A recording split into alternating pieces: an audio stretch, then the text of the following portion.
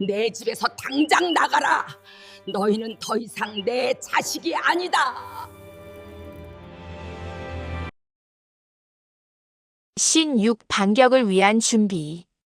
월요일 아침이 밝았습니다. 영자 씨는 평소보다 일찍 일어나 목욕 재개를 하듯 몸을 정갈히 씻었습니다. 거울 앞에 앉은 그녀는 화장대 서랍 깊숙한 곳에서 남편 장례식 때 입었던 검은색 정장 코트를 꺼내 입었습니다. 옷매무새를 다듬는 영자 씨의 표정은 마치 전쟁터로 나가는 장수의 그것처럼 비장했습니다. 오늘은 단순히 외출을 하는 것이 아니라 자신의 남은 인생을 지키기 위한 첫 번째 전투를 시작하는 날이었으니까요. 영자 씨는 핸드백에 신분증과 도장, 그리고 어젯밤 피눈물로 작성한 노트를 챙겨 넣고 집을 나섰습니다.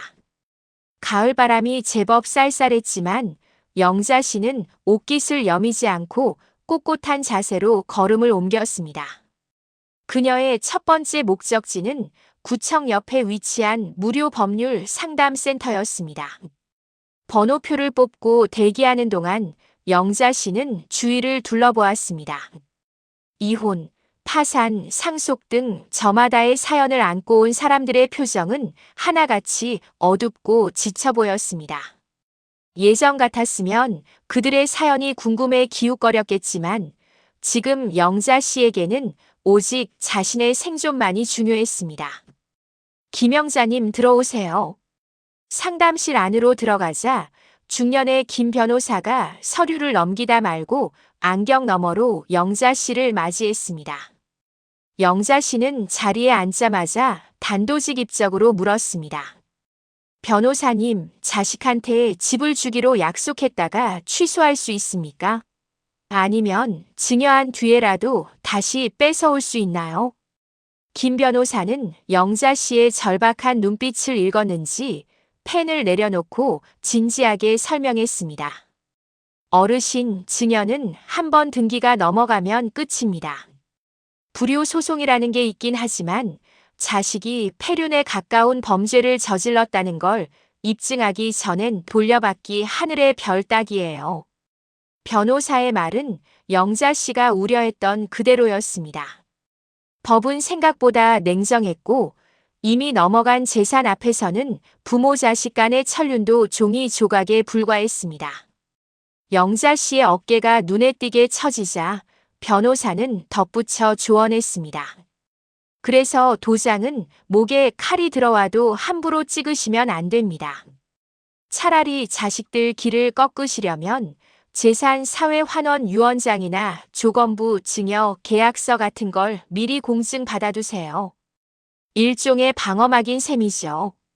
변호사의 조언에 영자 씨의 눈이 번쩍 뜨였습니다. 그것이야말로 지금의 영자 씨에게 가장 필요한 무기였습니다. 영자 씨는 그 자리에서 변호사의 도움을 받아 서류 초안을 작성하기 시작했습니다. 본인 김영자 사후 소유한 부동산 및 현금 자산 일체를 독거노인 지원재단에 기부한다. 문장 하나하나를 써 내려갈 때마다 가슴 한구석을 짓누르던 바위가 조금씩 가벼워지는 느낌이었습니다. 이 종이 한 장이면 돈 냄새를 맡고 달려드는 며느리와 아들의 탐욕을 단칼에 베어버릴 수 있을 것 같았습니다. 공증까지 마친 서류 봉투를 받아든 영자 씨의 손은 더 이상 떨리지 않았습니다. 상담센터를 나서는 영자 씨의 발걸음은 들어올 때보다 훨씬 힘차고 가벼워져 있었습니다. 다음으로 향한 곳은 동네 열쇠 가게였습니다. 열쇠 수리공은 영자 씨를 보자마자 반갑게 인사를 건넸지만 영자 씨의 용건은 뜻밖이었습니다. 사장님, 우리 집 현관 도어록 비밀번호 바꾸는 법 좀 다시 자세히 알려줘요. 그리고 요즘 나오는 지문 인식되는 걸로 바꾸면 얼마나요? 평소 기계 다루는 것을 무서워해 아들이 해주는 대로만 쓰던 영자 씨였습니다. 수리공은 의아해하면서도 최신형 도어록의 기능을 하나하나 설명해 주었습니다.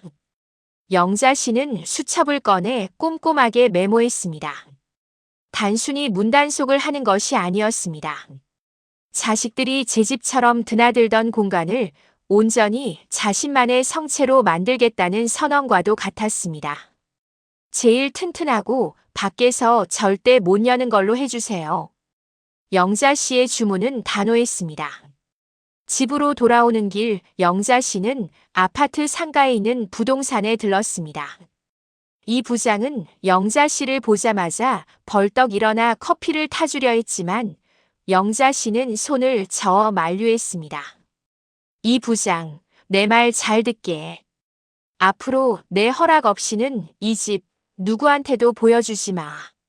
며느리가 위임장이니 뭐니 들고 와도 절대 안 돼.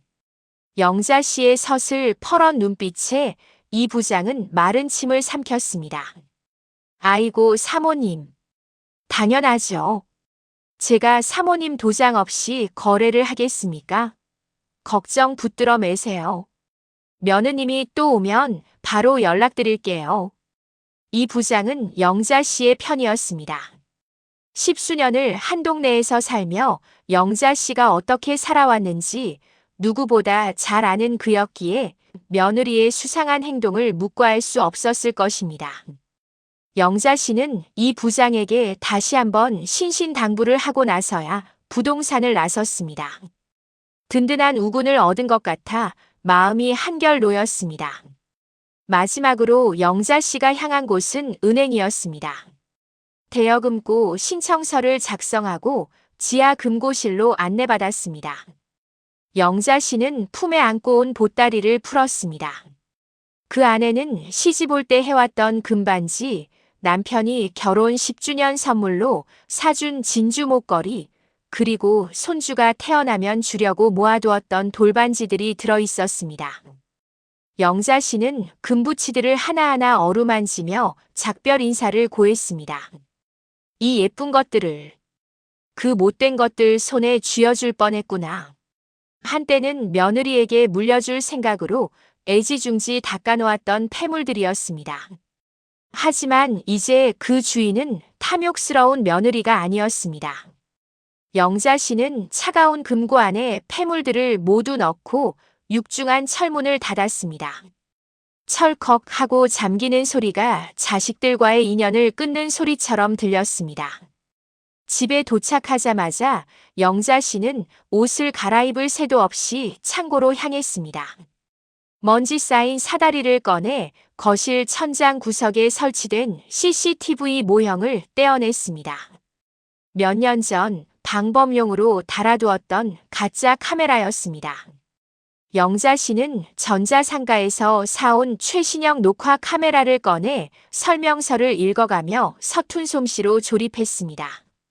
전선을 연결하고 앵글을 맞추는 손길이 투박했지만 눈빛만큼은 어느 기술자보다 예리했습니다. 카메라의 빨간 불빛이 깜빡이며 작동을 시작하자 거실의 모든 풍경이 영자 씨의 핸드폰 화면에 선명하게 잡혔습니다. 이제 이 집에서 일어나는 모든 일은 기록될 것입니다. 며느리의 거짓 눈물도 아들의 비겁한 변명도 더 이상 숨길 곳은 없었습니다. 해가 뉘엿뉘엿 질 무렵 초인종이 울리고 친구 순심이 들어왔습니다. 순심은 영자 씨의 달라진 분위기를 감지하고 혀를 내둘렀습니다. 야, 김영자. 너 눈매가 아주 매서워졌다. 옛날 처녀 때 한가닥 하던 모습 나오네. 순심은 농담을 건네며 긴장을 풀어주려 했지만 영자 씨는 웃지 않았습니다. 영자 씨는 순심에게 부탁해 요양원에서 몰래 찍어온 사진들과 녹취록이 안전하게 저장되었는지 확인했습니다. 순심은 핸드폰을 내밀며 든든한 지원군을 자처했습니다. 걱정 마. 내가 USB에도 따로 백업해놨어. 혹시라도 폰 뺏기면 내가 바로 경찰서로 들고 뛸 테니까. 친구의 존재가 천군만마보다 든든했습니다. 피를 나눈 자식보다 남인 친구가 더 낫다는 말이 뼈저리게 와닿는 순간이었습니다. 순심이 돌아간 후 영자 씨는 아들의 방으로 들어갔습니다. 책장에는 민수의 초등학교 개근상부터 대학 졸업장까지 영자 씨의 자랑이었던 흔적들이 빼곡했습니다. 벽에 걸린 가족 사진 속의 민수는 해맑게 웃고 있었습니다. 영자 씨는 큰 박스를 가져와 책장의 상장들을 쓸어 담기 시작했습니다. 액자 유리에 비친 자신의 얼굴이 일그러져 보였지만 영자 씨는 망설이지 않았습니다. 상장, 트로피, 졸업 앨범. 아들의 영광이자 영자 씨의 기쁨이었던 물건들이 차가운 박스 속으로 처박혔습니다. 마지막으로 벽에 걸린 가족 사진을 떼어냈습니다. 사진 속의 아들을 손가락으로 문질러 보던 영자 씨는 사진을 뒤집어 박스 맨 아래에 깔아버렸습니다. 이제 내 아들 박민수는 없다. 돈에 미쳐 부모를 파는 사기꾼만 있을 뿐이다. 영자 씨는 박스를 테이프로 칭칭 감아 베란다 창고 구석, 보이지 않는 곳으로 밀어 넣었습니다. 마음속의 아들을 장사 지내는 의식이었습니다. 방 안은 텅 비어버렸고 벽에는 네모난 액자 자국만이 흉터처럼 남았습니다. 모든 준비가 끝났습니다. 영자 씨는 거실로 나와 식탁 한가운데에 오늘 변호사 사무실에서 받아온 서류 봉투를 올려놓았습니다. 누가 봐도 궁금증을 자아낼 만한 위치였습니다. 그리고 주방 찬장 깊숙한 곳에서 남편의 영정 사진을 꺼내 식탁 맞은편 잘 보이는 곳에 두었습니다.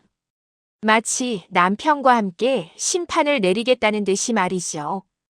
영자 씨는 심호흡을 한번 크게 하고 핸드폰을 꺼냈습니다. 차단 목록에 들어가 아들 박민수의 이름을 찾았습니다. 손가락이 잠시 머뭇거렸지만 이내 차단 해제 버튼을 눌렀습니다. 그리고 짧고 간결한 문자를 작성했습니다. 내일 저녁 7시. 집으로 와라. 결정했다.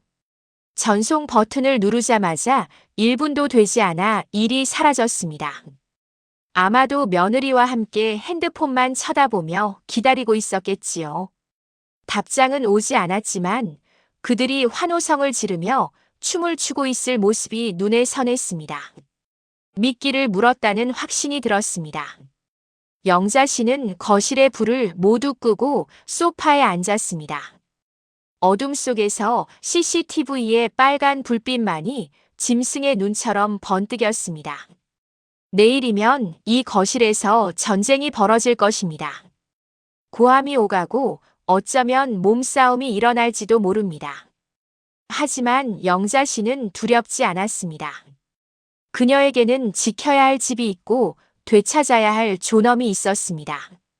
무엇보다 더 이상 잃을 것이 없다는 사실이 그녀를 강하게 만들었습니다. 여보, 지켜봐줘. 내가 우리 집 어떻게 지켜내는지. 어둠 속에서 영자 씨의 낮은 독백이 결연하게 울려 퍼졌습니다. 창밖의 달빛이 영자 씨의 굳게 담은 입술을 비추고 있었습니다.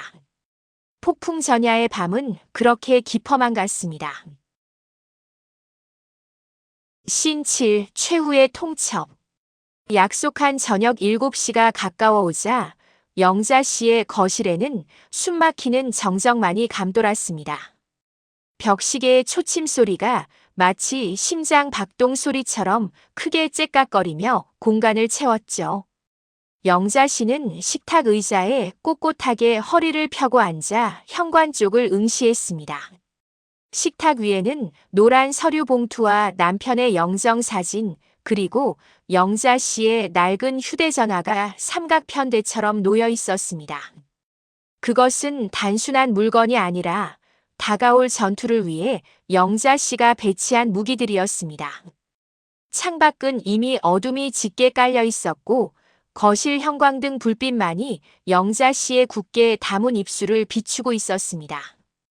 그녀의 눈빛은 깊은 우물처럼 고요했지만 그 안에는 거센 파도가 일렁이고 있었습니다. 이윽고 딩동 하는 경쾌한 초인종 소리가 정막을 깨트렸습니다.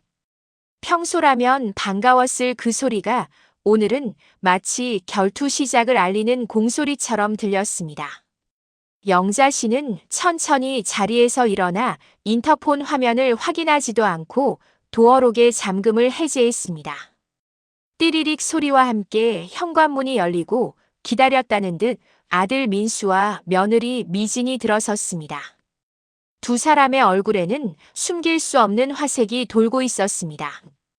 양손에는 평소에는 구경하기도 힘들었던 최고급 한우 선물 세트와 백화점 쇼핑백이 들려 있었죠. 그 화려한 포장지들이 영자 씨의 눈에는 뇌물처럼 보여 역겨움이 치밀어 올랐습니다.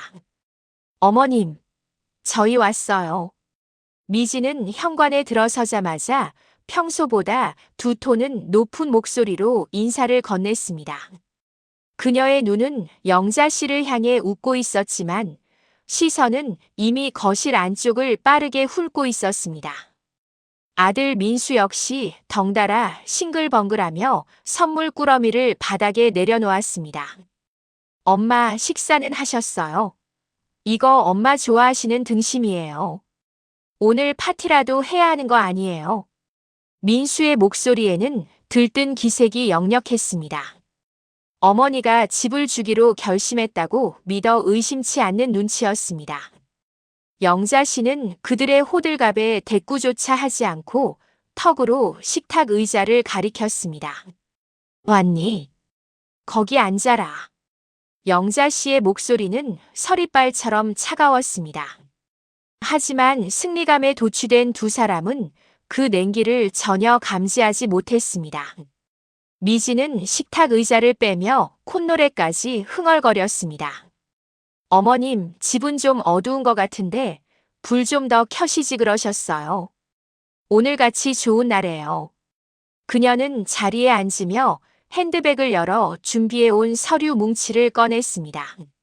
증여계약서, 인감증명서, 위임장, 매도용 서류 목록 등이 적힌 종이들이 식탁 위에 펼쳐졌습니다.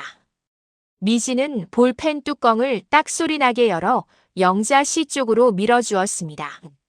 마치 모든 준비는 끝났으니 도장만 찍으면 된다는 듯 거침없고 당당한 태도였습니다.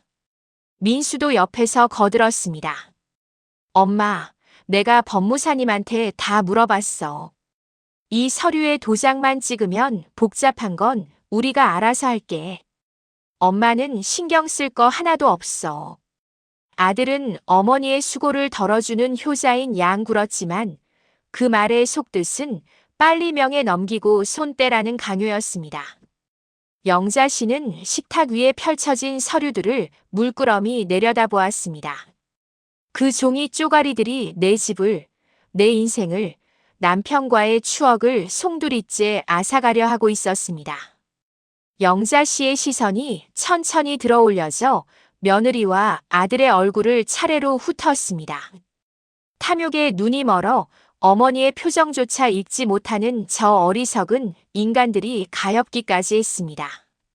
영자 씨는 미진이 내민 볼펜을 집어들지 않았습니다. 대신 서류 뭉치를 손등으로 툭 쳐서 바닥으로 떨어뜨려 버렸습니다. 팔락거리는 소리와 함께 종이들이 거실 바닥에 어지럽게 흩어졌습니다. 순간 거실에는 찬물을 끼얹은 듯한 정적이 흘렀습니다. 미진의 입가에 걸려있던 미소가 경련을 일으키며 굳어졌습니다. 어머님, 왜 이러세요? 손이 미끄러지셨어요.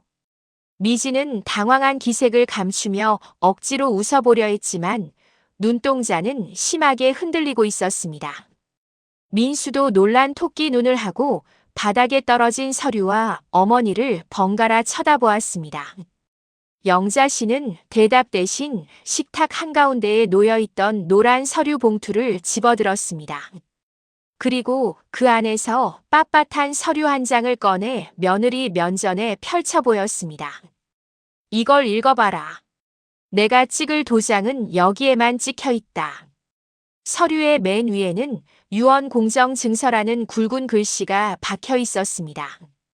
미지는 홀린 듯 서류를 집어들어 내용을 읽어 내려갔습니다. 그녀의 눈동자가 빠르게 움직일 때마다 얼굴색이 점점 창백하게 변해갔습니다. 본인 김영자는 사후 본인 소유의 부동산 아파트 및 예금, 자산 전액을 오호도 건호인 지원재단에 기부할 것을 서약합니다. 본 유언은 공증인의 입회하에 작성되었으며 법적 효력을 갖습니다. 미진의 손이 파르르 떨리기 시작했습니다.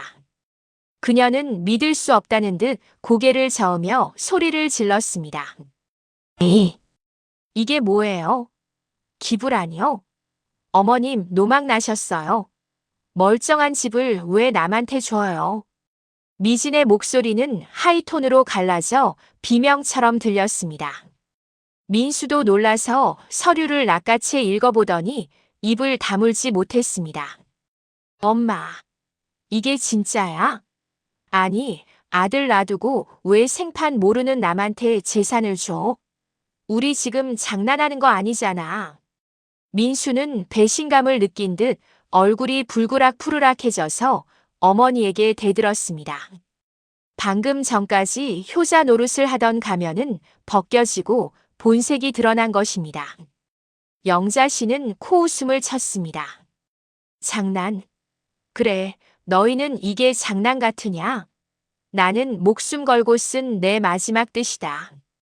영자 씨의 목소리는 낮았지만 거실을 쩌렁쩌렁 울릴 만큼 힘이 실려 있었습니다. 미진은 억울하다는 듯 가슴을 치며 악을 썼습니다. 어머님, 저희가 어머님 모시겠다고 했잖아요. 강남 아파트 해드리겠다는데 왜 이런 짓을 하세요?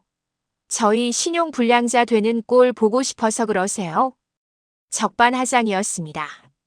자신들의 계획이 틀어지자 본색을 드러내며 시어머니를 협박하기 시작했습니다. 영자 씨는 더 이상 대꾸할 가치도 없다는 듯 휴대전화를 집어들었습니다. 모시겠다고? 강남 아파트? 너희 입에서 나오는 거짓말, 더는 역겨워서 못 들어주겠구나. 영자 씨는 화면을 두드려 며칠 전 녹음해둔 음성 파일을 재생했습니다. 볼륨을 최대치로 높여놓은 탓에 스피커에서 나오는 목소리는 거실의 공기를 찢을 듯 날카롭게 울려 퍼졌습니다. 야, 걱정 마. 거의 다 됐어. 엄마 집만 넘기면 코인 빚 3억 싹 갚고도 남아. 남는 돈으로 차부터 바꿔야지. 쪽팔려서 원. 요양원? 아, 거긴 미진이가 제일 싼 데로 알아봤어. 어차피 들어가면 치매 걸린 척하면 그만이야. 아들 민수의 목소리였습니다. 너무나 선명하고 너무나 적나라한 그 목소리가 1분 넘게 거실을 가득 채웠습니다. 민수의 얼굴이 순식간에 사색이 되었습니다. 그는 마치 귀신을 본 사람처럼 얼어붙어 입만 뻥긋거렸습니다. 미진 역시 입을 틀어막고 눈동자를 굴리며 어쩔 줄 몰라 했습니다. 자신들이 뒤에서 꾸몄던 추악한 음모가 당사자 앞에서 낱낱이 까발려지는 순간이었습니다. 녹음이 끝나고 정적이 찾아왔지만 그 정적은 아까와는 비교할 수 없을 만큼 무겁고 살벌했습니다. 영자 씨는 휴대전화를 식탁에 내려놓으며 차갑게 일갈했습니다. 들었니? 저게 너희의 진심 아니냐?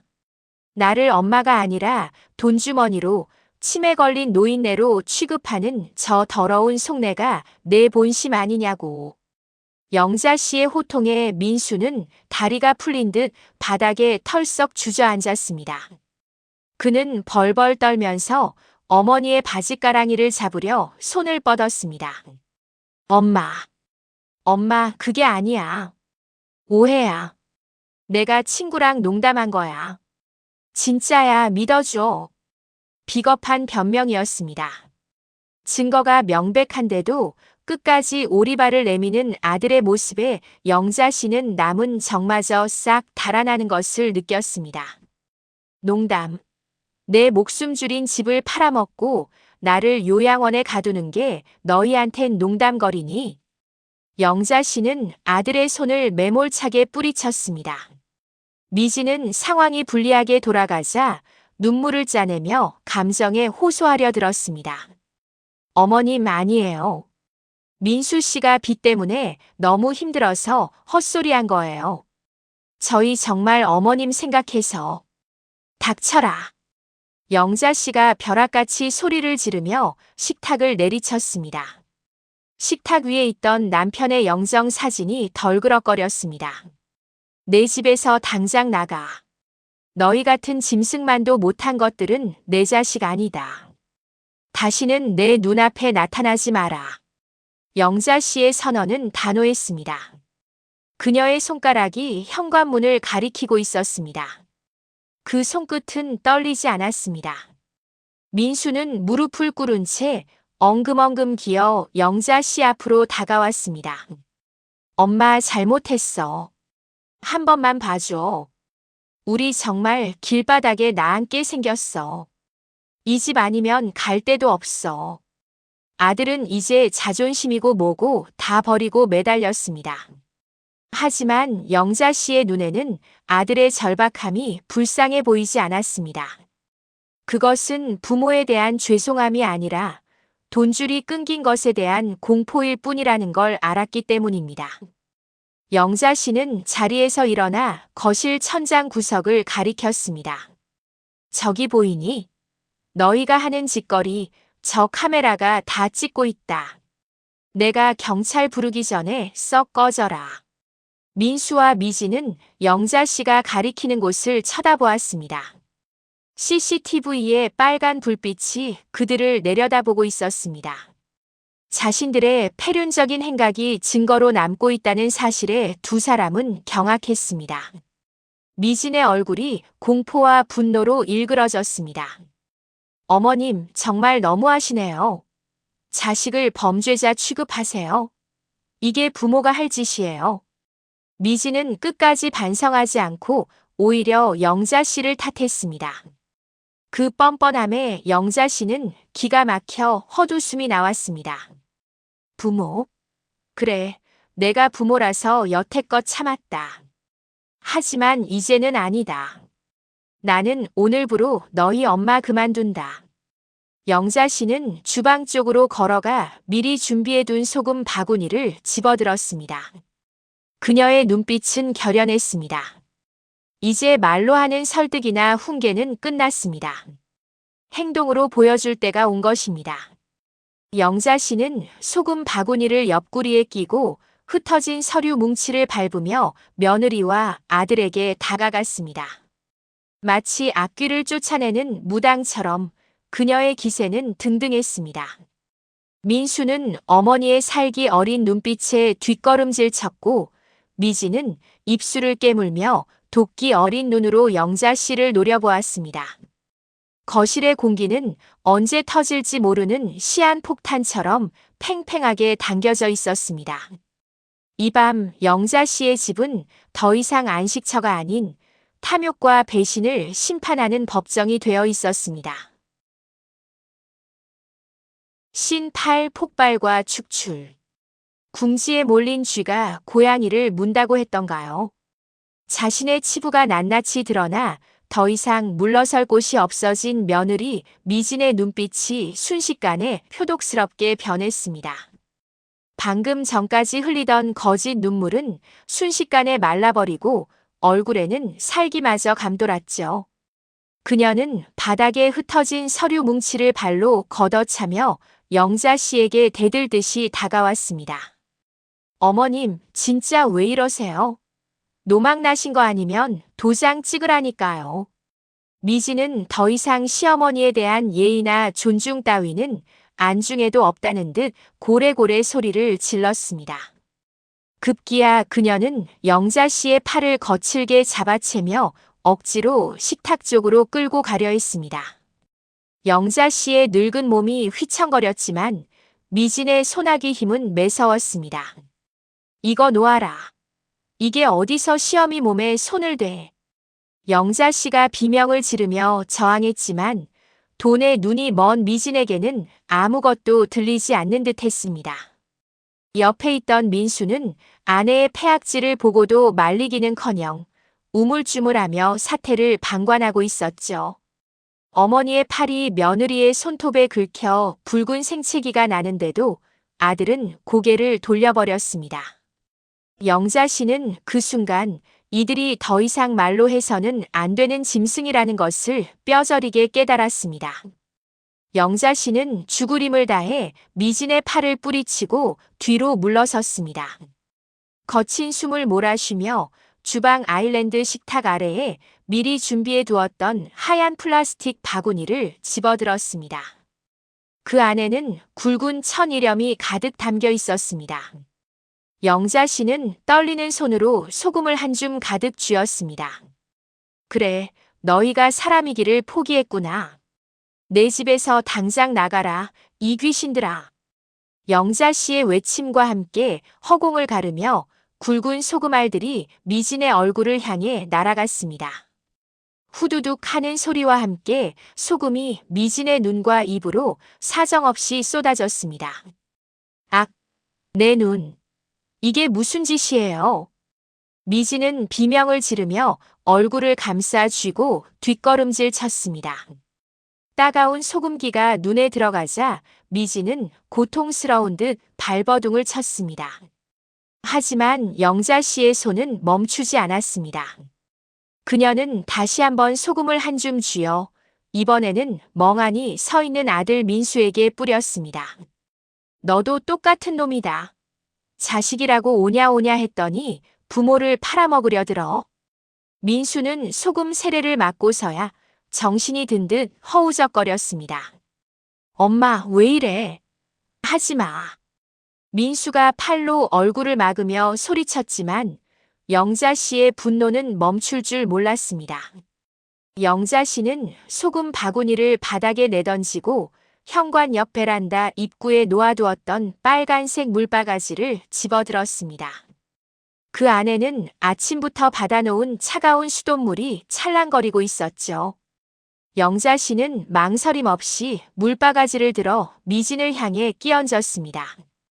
촥 하는 시원한 소리와 함께 물벼락을 맞은 미진은 물에 빠진 생쥐꼴이 되었습니다.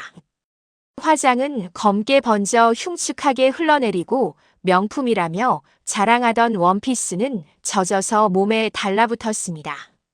아, 미쳤어. 정말 미쳤어. 미진은 악에 바친 비명을 지르며 발을 동동 구를 뿐 감히 영자 씨에게 덤벼들지 못했습니다.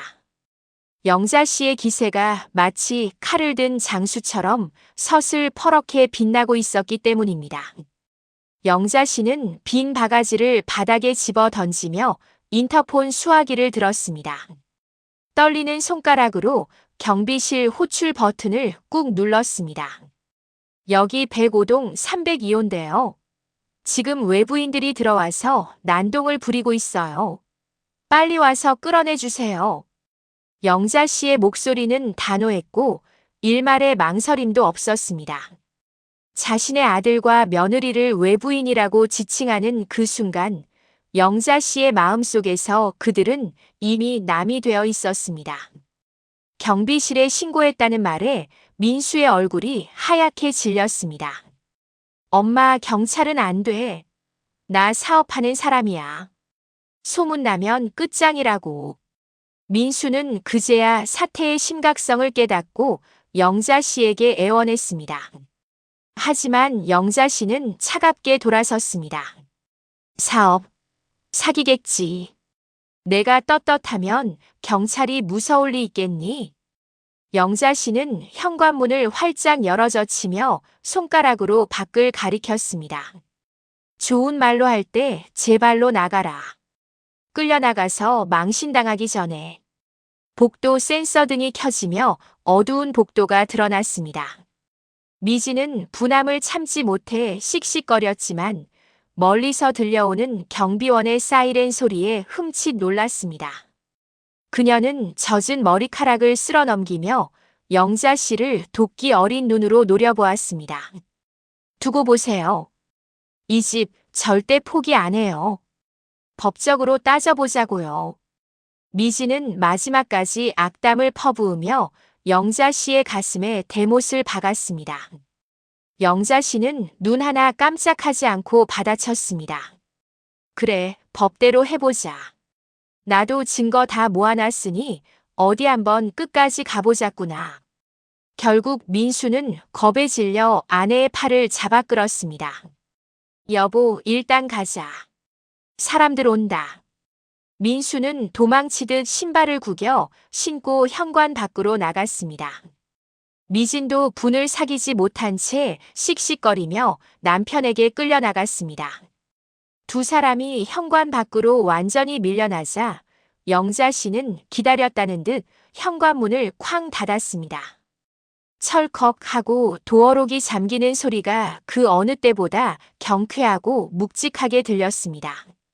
영자 씨는 그것으로도 모자라 수동 잠금 장치인 안전고리까지 걸고 이중 잠금 버튼을 꾹 눌렀습니다.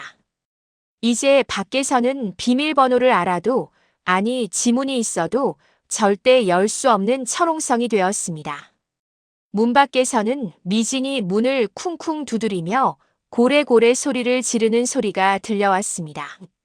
문 열어요. 내 가방 놓고 나왔단 말이에요. 영자 씨는 거실 바닥에 덩그러니 놓인 미진의 명품 핸드백을 집어들었습니다. 그리고 베란다 창문을 열고 1층 화단 수풀 속으로 가방을 힘껏 던져버렸습니다. 거기 가서 찾아라. 영자 씨가 창밖을 향해 소리치고는 창문을 닫아 걸었습니다. 잠시 후 복도에서 웅성거리는 소리와 함께 경비원들의 목소리가 들려왔습니다. 여기서 이러시면 안 됩니다. 입주민 신고가 들어왔어요. 놓으세요. 내가 누군지 알아요? 미진의 날카로운 저항 소리와 민수의 비굴한 변명 소리가 뒤섞여 들려왔습니다. 이내 엘리베이터가 도착하는 소리가 들리고 소란스러웠던 복도는 점차 조용해졌습니다. 경찰차의 사이렌 소리가 창밖에서 희미하게 울리다 멀어져 갔습니다. 영자 씨는 현관문에 등을 기댄 채 스르르 주저앉았습니다. 다리가 후들거려 도저히 서 있을 수가 없었습니다. 심장이 터질 듯이 쿵쾅거리고 입안이 바짝 말라 쓴맛이 느껴졌습니다. 거실 바닥에는 흩어진 하얀 소금 알갱이들이 형광등 불빛을 받아 반짝이고 있었고 물바가지가 엎어진 자리에는 물이 흥건하게 고여 있었습니다. 그것은 마치 치열했던 전투가 휩쓸고 간 전쟁터의 잔해와도 같았습니다. 영자 씨는 떨리는 손으로 가슴을 움켜쥐고 거친 숨을 몰아쉬었습니다. 눈물이 나올 줄 알았는데 이상하게도 눈물은 나오지 않았습니다. 대신 가슴 한구석이 뻥 뚫린 듯 시원하면서도 동시에 알 수 없는 허탈함이 밀려왔습니다. 평생을 바쳐 키운 아들을 내 손으로 쫓아냈다는 사실이 믿기지 않았습니다. 하지만 후회는 없었습니다. 만약 오늘 이 결단을 내리지 않았다면 영자 씨는 차가운 요양원 병실에 갇혀 죽는 날만 기다렸을 테니까요. 영자 씨는 바닥에 떨어진 소금 한 줌을 집어들었습니다. 까끌까끌한 소금의 감촉이 현실을 일깨워 주었습니다. 잘했다, 김영자. 정말 잘했다. 영자 씨는 스스로를 위로하듯 나직이 중얼거렸습니다. 인터폰 화면에는 아무도 없는 텅 빈 복도만이 비치고 있었습니다. 그 적막한 화면을 바라보며 영자 씨는 비로소 자신이 안전해졌음을 느꼈습니다. 더 이상 누군가의 눈치를 보지 않아도 되고 내 집을 뺏길까 전전긍긍하지 않아도 되는 자유가 찾아온 것입니다. 영자 씨는 힘겹게 몸을 일으켜 걸레를 가져왔습니다. 그리고 무릎을 꿇고 앉아 바닥에 흩어진 소금과 물기를 닦아내기 시작했습니다. 한 번, 두 번 걸레질을 할 때마다 아들에 대한 미련과 며느리에 대한 분노도 함께 닦여나가는 듯 했습니다. 깨끗해진 거실 바닥처럼 영자 씨의 마음도 점차 평온을 되찾아가고 있었습니다. 신구 단절과 평온의 회복. 폭풍우가 휩쓸고 지나간 다음 날 아침은 유난히 고요하고 투명했습니다. 영자 씨는 밤새 한숨도 자지 못했지만 이상하게도 머릿속은 안개 거친 새벽숲처럼 맑았습니다. 동이 트자마자 영자 씨가 가장 먼저 한 일은 열쇠 수리공을 부르는 것이었습니다. 아침 9시가 되자 윙윙거리는 전동 드릴 소리가 현관의 정적을 깨뜨렸습니다. 수리공은 낡은 도어록을 뜯어내고 지문 인식 기능이 있는 최신형 도어록을 설치했습니다. 육중한 기계음과 함께 새 도어록이 현관문에 단단히 고정되는 모습을 보며 영자 씨는 비로소 안도감을 느꼈습니다. 수리공에게 사용법을 배우며 자신의 지문을 등록하는 영자 씨의 손가락 끝에는 힘이 들어가 있었습니다. 이제 이 문은 영자 씨의 허락 없이는 그 누구도 설령 피를 나눈 자식이라 해도 열 수 없는 철옹성이 되었습니다. 사장님, 이거 밖에서는 절대 못 듣는 거죠? 비밀번호 알아도 못 들어오는 거 맞죠? 영자 씨의 거듭된 확인에 수리공은 걱정 말라며 든든하게 웃어 보였습니다. 새로운 열쇠는 단순한 잠금 장치가 아니라 영자 씨의 남은 인생을 지켜줄 수문장이었습니다. 도어록 교체를 마친 영자 씨는 곧바로 외출 준비를 했습니다. 그녀의 발걸음이 향한 곳은 동네 휴대전화 대리점이었습니다. 직원에게 번호 변경을 요청하는 영자 씨의 목소리는 단호했습니다. 스팸 전화가 너무 많이 와서요. 아예 모르는 번호로 싹 바꿔주세요. 자식들의 연락을 스팸으로 치부해버리는 영자 씨의 마음은 이미 정리가 끝나 있었습니다. 새로운 번호를 부여받은 영자 씨는 카카오톡 프로필 사진도 변경했습니다. 손주 사진이나 꽃 사진이 아닌 지난번 복지관 소풍 때 친구들과 환하게 웃으며 찍은 독사진으로 바꾸었죠. 상태 메시지에는 내 인생의 봄날은 지금부터라고 적어 넣었습니다. 그것은 세상과 자식들에게 보내는 영자 씨의 독립선언문이나 다름없었습니다. 대리점을 나서는 영자 씨의 손에 들린 휴대전화는 더 이상 아들을 기다리는 도구가 아니었습니다. 오로지 자신을 위해 울려줄 새로운 소통의 창이었습니다. 집으로 돌아오는 길에 영자 씨는 변호사 사무실에 전화를 걸었습니다. 네, 변호사님. 저 김영자입니다. 어제 말씀드린 접근 금지 가처분 신청 바로 진행해 주세요. 수화기 너머로 변호사의 차분한 답변이 들려왔습니다. 영자 씨는 혹시라도 마음이 약해질까봐 스스로에게 쐐기를 박듯 강경하게 요청했습니다. 집 근처 100m 이내 접근 금지, 전화 및 문자 연락 금지. 가능한 건 다 넣어주세요. 전화를 끄는 영자 씨는 깊은 숨을 내쉬며 하늘을 올려다보았습니다. 법이라는 울타리까지 치고 나니 이제야 비로소 온전한 자유인이 된 것 같았습니다. 가을 하늘은 시리도록 파랗고 영자 씨의 가슴 속 응어리도 그 하늘로 흩어져 날아갔습니다. 집에 도착한 영자 씨는 대청소를 시작했습니다. 단순히 먼지를 털어내는 청소가 아니었습니다. 집안 구석구석에 박혀있는 아들 부부의 흔적을 지워내는 의식이었습니다. 욕실 칫솔꽂이에 꽂혀있던 아들과 며느리의 칫솔을 뽑아 쓰레기통에 던졌습니다. 현관 신발장에 놓여있던 며느리의 슬리퍼와 아들이 두고 간 낡은 운동화도 종량제 봉투에 담았습니다. 냉장고를 열어 며느리가 사다 놓았던 유통기한 지난 소스병들과 아들이 좋아하던 반찬통들도 미련 없이 비워냈습니다. 물건 하나하나가 쓰레기 봉투 속으로 사라질 때마다 영자 씨의 가슴 속에 남아있던 미련의 찌꺼기들도 함께 떨어져 나가는 것 같았습니다. 청소를 마친 영자 씨는 베란다 창문을 활짝 열어젖혔습니다. 신선한 바람이 집 안으로 들이닥치며 묵은 공기를 밀어냈습니다. 영자 씨는 폐부 깊숙한 곳까지 맑은 공기를 들이마시며 두 팔을 벌렸습니다. 텅 빈 집은 더 이상 쓸쓸해 보이지 않았습니다. 오히려 군더더기 없이 깔끔하고 넓어진 공간이 영자 씨를 포근하게 안아주는 듯 했습니다. 그때 현관벨이 울리고 친구 순심이 양손 가득 반찬통을 들고 찾아왔습니다. 영자야, 나왔다. 밥은 먹었니?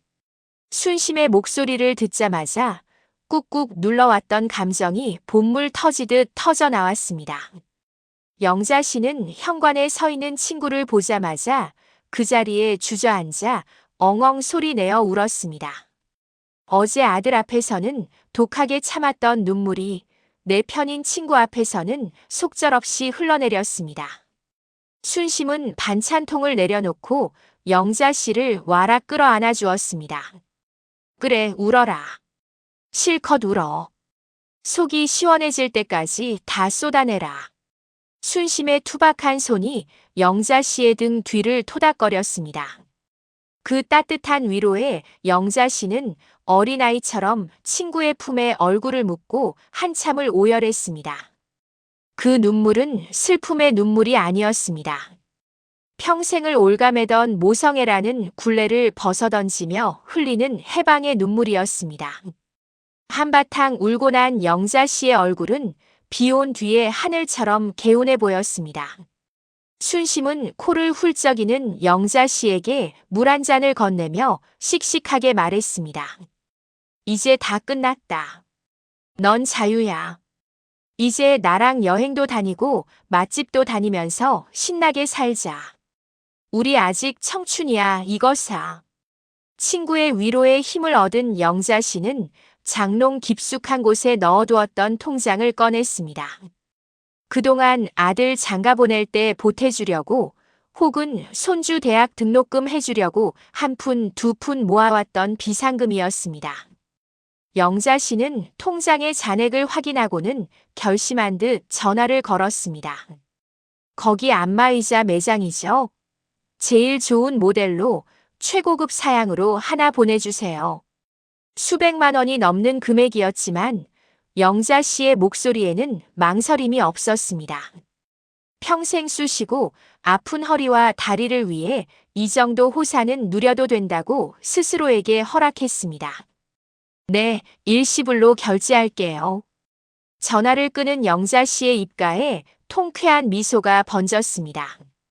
자식 줄 돈으로 내 몸을 챙기는 것이야말로 진정한 노후 준비라는 것을 이제야 깨달았습니다.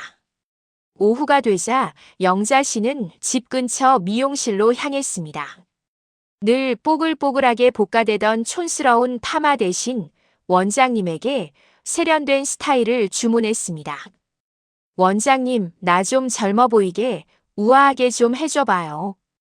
돈 생각하지 말고 제일 좋은 약으로. 거울 앞에 앉은 영자 씨는 머리 손질을 받는 내내 눈을 감고 생각에 잠겼습니다. 머리카락이 잘려나가는 사각거리는 소리가 지난 세월의 고단함을 잘라내는 것 같았습니다. 미용실을 나온 영자 씨는 바로 옆 백화점으로 들어갔습니다. 평소라면 가격표를 보고 기겁하며 돌아섰을 여성복 매장에서 화사한 꽃무늬 블라우스와 붉은색 카디건을 집어들었습니다. 거울에 비친 자신의 모습이 낯설면서도 아름다워 보였습니다. 어머, 사모님. 얼굴이 확 사시네요. 너무 고우세요. 점원의 칭찬이 빈말인 줄 알면서도 기분이 날아갈 듯 좋았습니다. 영자 씨는 새 옷을 입은 채 매장을 나서며 쇼윈도에 비친 자신을 향해 속삭였습니다. 김영자, 아직 안 죽었어. 이제부터 시작이야. 저녁이 되자 영자 씨의 식탁 풍경은 완전히 달라졌습니다. 늘 아들이 좋아하는 고기 반찬이나 찌개 위주였던 밥상이 오늘은 영자 씨가 좋아하는 메뉴로 채워졌습니다. 동네 횟집에서 포장해온 싱싱한 광어회 한 접시와 마트에서 산 화이트 와인 한 병이 식탁 중앙을 차지했습니다. 영자 씨는 예쁜 와인잔에 술을 따르고 좋아하는 클래식 음악을 틀었습니다. 누구를 기다릴 필요도 누군가의 밥숟가락 위에 반찬을 올려줄 필요도 없는 온전한 혼자만의 식사였습니다. 회 한 점을 입에 넣자 쫄깃하고 고소한 맛이 입안 가득 퍼졌습니다. 와인 한 모금을 머금으니 향긋한 과일 향이 코끝을 간지럽혔습니다. 그래, 이 맛이야. 사는 게 별거냐. 영자 씨는 혼자 건배를 하며 소리내어 웃었습니다.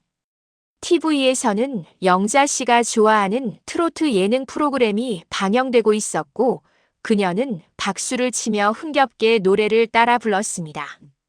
정막 강상 같던 집안에 활기가 돌고 웃음소리가 넘쳐났습니다. 그때 아파트 경비실 인터폰이 울렸습니다. 영자 씨는 화면을 보지 않아도 누구인지 직감할 수 있었습니다.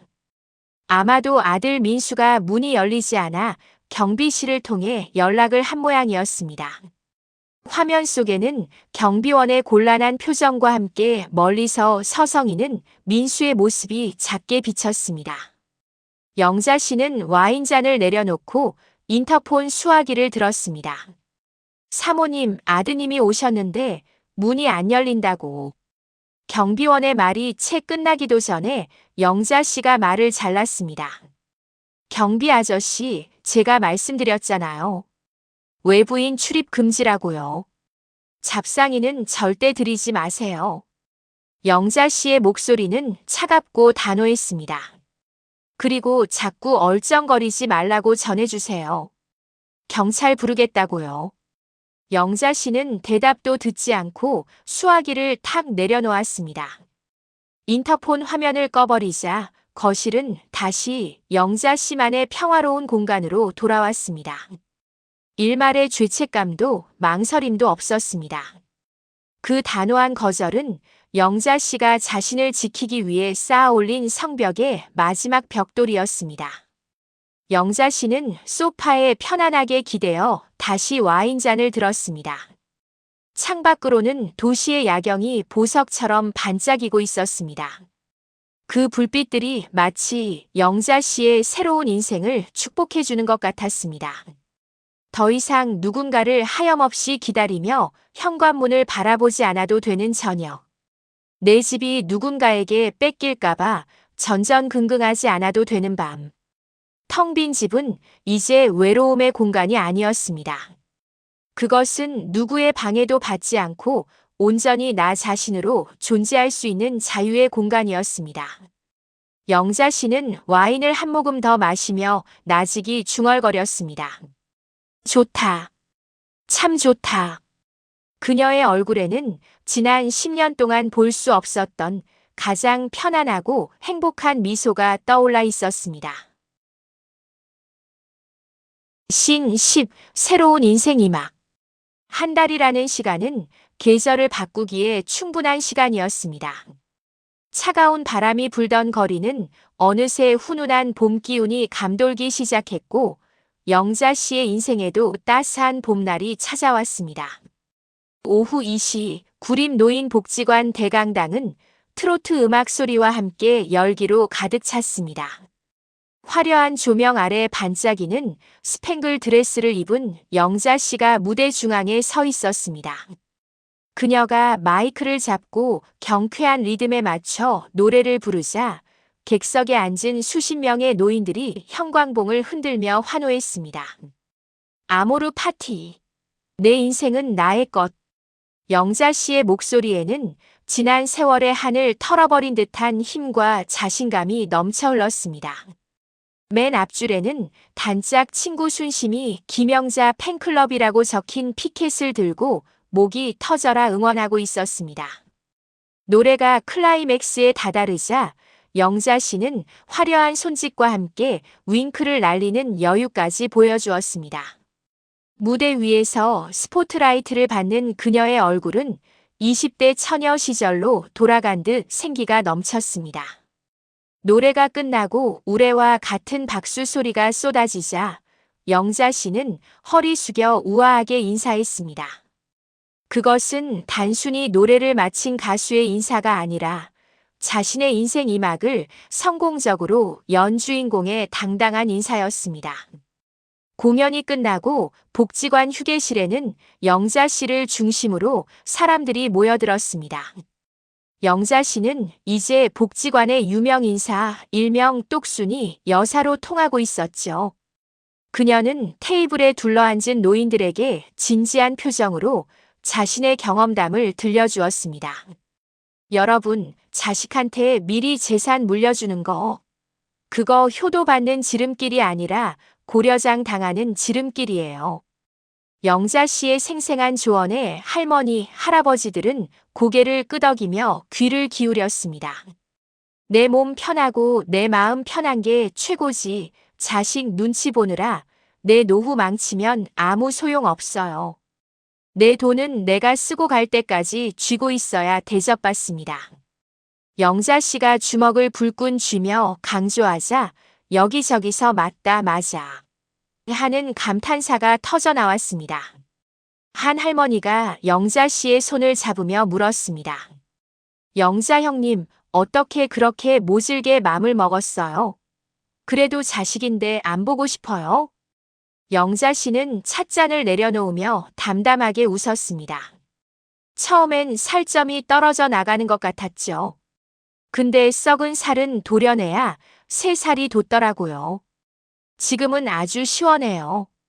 그녀의 눈빛에는 일말의 후회나 미련도 남아있지 않았습니다. 과거의 상처를 훈장처럼 당당하게 드러내는 영자 씨의 모습은 다른 노인들에게 큰 용기와 위로가 되었습니다. 같은 시각, 서울 변두리의 낡은 다세대 주택 반지하방. 대낮인데도 햇빛이 잘 들지 않아 어두침침한 방 안에는 컵라면, 용기와 소주병이 널브러져 있었습니다. 아들 민수와 며느리 미지는 좁은 방구석에 등을 돌리고 앉아 있었습니다. 현관문에는 빛 독촉장이 덕지덕지 붙어 있었고 밖에서는 빚쟁이들이 문을 두드리는 소리가 간헐적으로 들려왔습니다. 야, 최미진. 내가 그 요양원만 안 알아봤어도 엄마가 이렇게까지 안 했어. 다 너 때문이야. 민수가 머리를 감싸주며 아내를 탓했습니다. 미지는 발끈하며 먹다 남은 컵라면 용기를 걷어찼습니다. 뭐? 나 때문이라고? 코인 한다고 빚진 건 당신이잖아. 엄마 집 팔아서 갚자고 먼저 말한 게 누군데 이제 와서 딴소리야. 두 사람은 서로를 잡아먹을 듯 으르렁거렸습니다. 한때 강남 아파트를 꿈꾸며 샴페인을 터뜨릴 계획을 세웠던 부부는 이제 서로를 증오하는 원수가 되어 진흙탕 싸움을 하고 있었습니다. 민수는 떨리는 손으로 휴대폰을 꺼내 습관처럼 어머니의 번호를 눌렀습니다. 하지만 돌아오는 것은 기계적인 안내음뿐이었습니다. 지금 거신 번호는 없는 번호이오니. 민수는 휴대폰을 바닥에 집어 던지며 괴로움에 몸부림쳤습니다. 따뜻한 밥과 깨끗한 잠자리가 있었던 어머니의 집, 그 천국을 제 발로 걷어차고 지옥으로 떨어진 자신의 어리석음을 뼈저리게 후회했지만 이미 버스는 떠난 뒤였습니다. 복지관을 나온 영자 씨는 집으로 돌아오는 길에 상가 부동산에 들렀습니다. 이 부장은 영자 씨를 보자마자 벌떡 일어나 반갑게 맞이했습니다. 아이고, 사모님, 오셨습니까? 얼굴이 아주 꽃이 피셨네요. 영자 씨는 우아하게 소파에 앉으며 물었습니다. 이 부장, 우리 아파트 시세 좀 어떻게 됐나? 요즘 뉴스 보니까 집값이 좀 오른다던데. 이 부장은 싱글벙글하며 모니터 화면을 보여주었습니다. 말도 마세요. 사모님 댁 그 동네가 재개발 호재가 있어서 지난달보다 1억은 더 올랐습니다. 그때 안 파시길 천만 다행이죠. 1억이라는 말에 영자 씨의 입꼬리가 절로 올라갔습니다. 만약 그때 며느리의 꼬임에 넘어가 헐값에 팔아버렸다면 지금쯤 땅을 치고 후회하고 있었을 것입니다. 자신의 판단이 틀리지 않았음을, 자신의 집이 자신을 지켜주고 있음을 확인하는 순간이었습니다. 그래요? 호호, 다 이 부장 덕분이지. 앞으로도 잘 부탁해요. 절대 안 팔 거니까 누가 물어봐도 없다고 해요. 영자 씨는 가벼운 발걸음으로 부동산을 나섰습니다. 통장에 찍힌 숫자보다 내 집의 가치가 올라갔다는 사실이 그녀를 더욱 든든하게 만들었습니다. 부동산 옆 꽃집 앞을 지나던 영자 씨의 발길이 멈췄습니다. 노란 프리지어 꽃다발이 향긋한 봄내음을 풍기며 영자 씨를 유혹하고 있었습니다. 예전 같았으면 꽃은 무슨 금방 시들 건데 돈 아깝게 하며 지나쳤을 테지만 오늘의 영자 씨는 달랐습니다. 사장님, 이거 제일 풍성한 걸로 한 다발 주세요. 자신에게 주는 선물. 영자 씨는 노란 꽃다발을 품에 안고 꽃향기를 깊게 들이마셨습니다. 꽃보다 더 화사한 미소가 그녀의 주름진 얼굴에 피어올랐습니다. 엘리베이터를 타고 집으로 올라가는 동안 영자 씨는 거울에 비친 자신의 모습을 보며 옷매무새를 다듬었습니다. 누군가에게 잘 보이기 위해서가 아니라 스스로에게 당당하기 위해서였습니다. 띠리릭 경쾌한 소리와 함께 현관문이 열렸습니다. 집 안에 들어서자마자 훈훈한 온기가 영자 씨를 맞이했습니다. 더 이상 며느리의 눈치를 보며 난방비를 아끼느라 춥게 지낼 필요가 없었습니다. 영자 씨는 거실 한가운데 놓인 크리스털 화병에 사온 프리지어를 꽂았습니다. 집안 가득 퍼지는 꽃향기가 묵은 냄새를 완전히 몰아내는 것 같았습니다. 영자 씨는 거실 벽에 걸린 달력으로 다가갔습니다.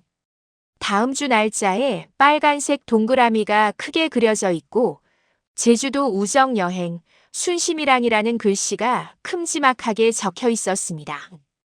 그 옆에는 비행기 티켓 2장이 자석으로 붙어 있었죠. 영자 씨는 달력을 보며 콧노래를 흥얼거렸습니다. 제주도 가서 유채꽃도 보고 맛있는 회도 실컷 먹고 와야지. 설레는 계획들이 영자 씨의 다이어리에 빼곡하게 적혀 있었습니다. 이제 그녀의 스케줄은 자식들의 방문 일정이 아니라 온전히 자신의 즐거움을 위한 일정들로 채워져 있었습니다. 영자 씨의 시선이 거실 벽면 중앙으로 옮겨갔습니다. 그곳에는 오랫동안 걸려있던 아들 내외와 함께 찍은 가족 사진이 사라지고 없었습니다. 대신 그 자리에는 지난달 복지관 친구들과 함께 찍은 대형 사진이 걸려 있었습니다. 선글라스를 끼고 우스꽝스러운 포즈를 취하며 박장대소하고 있는 영자 씨와 친구들의 모습. 그 사진 속의 웃음은 가식 없는 진짜 웃음이었습니다. 영자 씨는 사진 속의 자신과 눈을 맞추며 고개를 끄덕였습니다. 그래, 이게 진짜 가족이지. 내 맘 알아주는 친구가 자식보다 낫다. 피는 물보다 진하다고들 하지만 때로는 물이 피보다 더 맑고 깨끗할 수도 있다는 것을 영자 씨는 깨달았습니다. 저녁 노을이 거실 창으로 붉게 스며들기 시작했습니다. 영자 씨는 새로 산 안마의자에 몸을 푹 파묻고 향긋한 헤이즐넛 커피 한 잔을 손에 들었습니다. 안마의자가 뭉친 근육을 부드럽게 풀어주자 나른한 행복감이 밀려왔습니다. 창밖으로 보이는 도심의 불빛들이 하나둘씩 켜지며 밤을 밝히고 있었습니다. 예전에는 저 불빛들 속에서 아들이 퇴근하기만을 기다리며 외로움에 떨었지만 지금은 그 불빛 하나하나가 자신의 친구처럼 느껴졌습니다. 영자 씨는 따뜻한 커피를 한 모금 마시고 창밖을 향해 조용히 건배를 제의했습니다. 김영자 고생했다. 그리고 축하한다. 그녀의 목소리는 작았지만 그 울림은 집안 구석구석을 가득 채웠습니다. 더 이상 누군가의 엄마, 누군가의 시어머니로 불리며 희생하는 삶은 끝났습니다. 이제 그녀는 온전한 인간 김영자로서 자신의 삶을 항해하는 선장이 되었습니다. 화면은 평온하게 눈을 감고 안마를 즐기는 영자 씨의 얼굴을 클로즈업합니다. 입가에 띈 옅은 미소가 더없이 평화로워 보입니다.